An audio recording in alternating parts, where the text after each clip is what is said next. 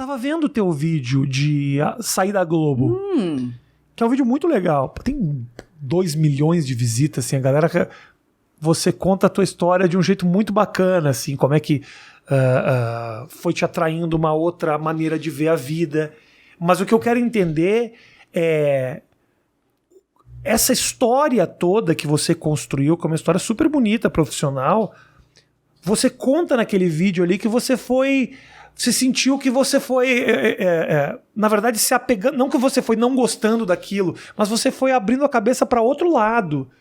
Tô certo ou tô errado? Totalmente certo. Não me parece que você pegou desgosto pelo que você fazia, falou, não gosto mais de fazer isso. Simplesmente a sua cabeça começou a se ocupar por outra coisa. Foi isso mesmo? Totalmente. Não, e é louco, né? Quando você se despede de algo... nesse momento em que não tá insuportável ainda, né? É mais difícil de optar, né? Porque não era assim, tipo, nossa, o que você tá fazendo, não aguento mais, é um sacrifício, é um não sei o quê. Não, claro que tinham coisas ali que eu não concordava, né? Mas simplesmente eu comecei a falar, nossa, tem uma opção aí, tem um caminho, tem um lugar. E esse lugar era mais era um estado de espírito. Cara, isso ressoa aqui dentro, assim, né? Isso faz sentido num lugar onde nunca fez. Porque uma coisa é fazer sentido, tipo, puta, entrei na Globo na prova de estágio. Cara, consegui. Tipo, puta, saí da Band e voltei pra Globo. Puta, consegui. Isso é um lugar. É um são lugar marcos, do achievement, né? São marcos importantes, né? Não é uma mudança de mentalidade. São marcos, são conquistas do teu roteiro pré-definido, quase, assim, né? E acho que também nesse, né, pra quem estuda um pouco espiritualidade, gosta de falar dessas coisas, ou até psicologia, né, de ego, de alma, de essência, né, é um lugar do ego, né, de você, tipo, dizer pras pessoas, cheguei aqui, consegui isso, e até dizer pra si mesma. Mas esse outro lugar que eu comecei a experimentar era um lugar que eu não precisava dizer pra ninguém, eu só precisava sentir.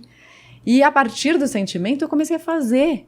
E aquilo começou a dar fruto, e aquilo começou a render, e aquilo começou a fazer sentido para outras pessoas também. E isso eu nunca tinha experimentado.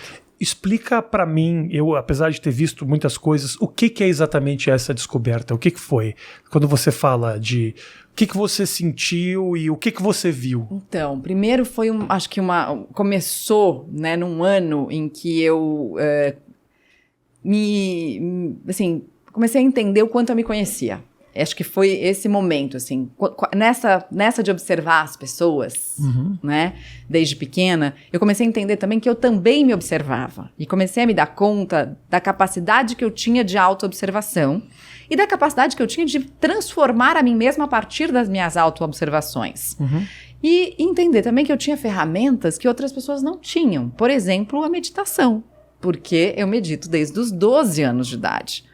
Numa dessas sincronicidades da vida, em que eu era amiga do dono de um sebo, que ficava do lado da minha casa, porque eu gostava de literatura, sempre gostei de ler. Então eu ia lá conversar com ele sobre Machado de Assis, Cecília Meirelles, Clarice Lispector, Manuel de Barros. Só que um belo dia esse cara vira pra mim e me dá um livro e fala, esse livro é pra você, um presente, e esse livro é a sua cara. E era um livro chamado Visualização Criativa, que era um livro de meditação. Eu tinha 12 anos, não tinha a menor ideia do que era visualização criativa. Só que como uma criança muito curiosa, eu comecei a ler e a fazer os exercícios. E comecei a meditar por acaso. E comecei a achar o máximo aquilo. Só que a visualização criativa era uma técnica, e até hoje de conseguir meta. Então assim, o que você quer? Põe ali numa bolha cor-de-rosa, manda para o universo vai fazer o resto para você.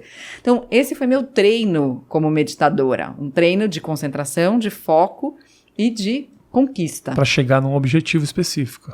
Mas, a partir das minhas 2 gestações, eu comecei a descobrir que a meditação era um momento não para conseguir chegar em lugar nenhum, mas para conseguir chegar em mim. Para voltar para dentro, para entender o que estava acontecendo dentro de mim, para entender, inclusive, quem era esse ser que estava se formando dentro de mim, como ele estava me transformando também. E eu comecei a usar a meditação de uma maneira diferente. Só que também, aí vem as outras coisas que acontecem que você não sabe muito bem por quê. Meu pai, de novo na história, fala, Mário, tem uma aluna minha, né? Ele dá aula na pós-graduação da GV. Tem uma aluna minha que eu acho que você ia adorar conhecer. Ela se chama Elisa Cosassa. Ela pesquisa meditação, tá fazendo um app junto com uma empresa super bacana, tal, não sei o quê. Trabalha no Einstein, e ela é do Instituto do Cérebro, né? Lá do Hospital Albert Einstein. Fui conversar com a Elisa. E quando eu conversei com a Elisa, foi assim, abriu minha mente. Por quê? Porque a Elisa é uma grande pesquisadora de meditação E eu não tinha me dado conta que a ferramenta que eu tinha servia para tanta coisa. E que já era comprovada pela ciência, né? Aí eu comecei, aí a licença maternidade inteira do meu filho mais novo, eu fiquei vendo todos os vídeos de YouTube, de Jon Kabat-Zinn, de Richard Davidson, de todas as pessoas, de Pak Chopra, enfim, todas as pessoas cientistas que estudam meditação e que comprovam que os efeitos da meditação funcionam, Daniel Goleman, enfim, N. E falei, caraca, a gente tem essa ferramenta aqui, essa ferramenta não custa nada. E eu preciso aproveitar a força da Globo para poder falar sobre isso, para poder dizer para as pessoas que isso está disponível. Então eu voltei, a primeira coisa que eu fiz foi uma série especial sobre meditação. E aí aquilo começou a abrir outras portas. Porque daí eu falei assim, cara, olha, eu posso falar do que eu gosto no bem-estar. Olha que legal, faz sentido para as pessoas também eu trazer a minha experiência para o bem-estar, aquilo que para mim faz sentido. Pô, que bacana. Aí começou a se formar um negócio de... Aí eu falei, cara, eu posso me posicionar um pouco mais aqui e trazer o que eu gosto. Aí comecei nessa história, né, das metas, muito engraçada, né? Tipo, pô, eu quero aprender a surfar, porque eu acho que o surf ia ser uma coisa legal na minha vida. Aí essa coisa que você imagina, né, e tem muito a ver com a visualização criativa, na semana seguinte eu entro na reunião de pauta, pô, a gente tá precisando de um reality novo. Eu quero aprender a surfar antes dos 40. Todo mundo olhou e falou, isso sério? Eu vi, eu achei maravilhoso, porque posso te falar, sempre foi meu sonho. É? E você não surfa? Nunca fui. Cara, então a gente tem que ir. Porque você vai pegar onda no primeiro dia. Eu não falei isso já, Matheus? Que eu queria aprender a surfar. Porra, falei quantas vezes? Na minha vida eu sempre falei, eu olhei você falando, depois dos 40... Eu falei, que do caralho. Acho que eu preciso. Sabe o que eu preciso fazer? É botar uma câmera me filmando. Aí eu acho que eu me agilizo. Não é? Pô, então, imagina você aprender a surfar com o seu trabalho pagando. Maravilhoso. Né? Segunda-feira você na praia vazia, só você. Maravilhoso. Claro, não deixava de fazer o bem-estar pra isso. Eu passava do horário, mas ok, né? Maravilha, você tá lá.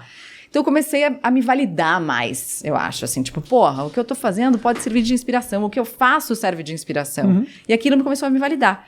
E aí eu falei assim, quem sabe? Aí eu comecei a dar umas palestras sobre meditação. E aí eu via que as pessoas organizados, escrevia ou você... Escrevia, no começo escrevia. No começo escrevia, e umas amigas minhas começavam a me chamar, pô, vem falar aqui no meu evento, né? Comecei a entrar numa coisa de empreendedorismo materno junto com umas amigas. Elas não vem aqui. Aí eu via que elas ficavam emocionadas, que aquilo mexia, as pessoas choravam no meio quando eu começava. Te emocionava também? Me emocionava muito. E eu falei, pô, tem alguma coisa aí, tem um caldo aí. E aí eu falei, pô, vou... Na época, o Miguel, meu filho mais velho, tava alucinado por unboxing de brinquedos no YouTube. E eu falei, cara, a gente não tem que fazer um unboxing de brinquedos, a gente tem que fazer um unboxing nosso. A gente tem que se tirar da caixa. Porque assim, a gente vai grudando todos os rótulos, né? Tipo, tem que ser apresentadora, tem que trabalhar na televisão, você é loira, você é isso, você é CDF, né? Eu não quero mais nenhum desses rótulos. Eu quero entrar nessa caixa, ver o que tem lá dentro e depois poder voar pra onde quiser. E o mais louco é que esses rótulos, eles são colocados pelo meio. Muito mais fácil do que lutar contra o meio é lutar contra a tua aceitação desses rótulos, né? Porque você não consegue controlar o que acontece ao teu redor, você consegue controlar como você reage frente a esses acontecimentos, né? Os rótulos, as desgraças, aos problemas, as notícias ruins que a gente vê o dia inteiro. Se você não estiver bem preparado, eu falo muito isso, eu acho isso é bom para qualquer geração, assim, sabe? A gente fala muito de bullying, por exemplo, na escola. Eu acho que, obviamente, a gente tem que lutar contra o bullying, as crianças têm que se respeitarem, mas ninguém fala sobre vamos fortalecer o ego das crianças para que elas não deem valor para isso. Porque o que faz essa criança se machucar, obviamente é motivado pelo que o meio faz, mas o que faz ela tomar essa decisão é ela mesma. Sem dúvida. Então ela precisa se fortalecer. Se gruda ou não, né? Porque pode bater um negócio claro, e grudar. E como gruda. Pode bater e grudar. E daí, claro, depois você vai dar um trabalhinho, né? Pra tirar. Óbvio, claro. Não, claro. Mas você tem como fazer um trabalho preventivo pros problemas da vida, né?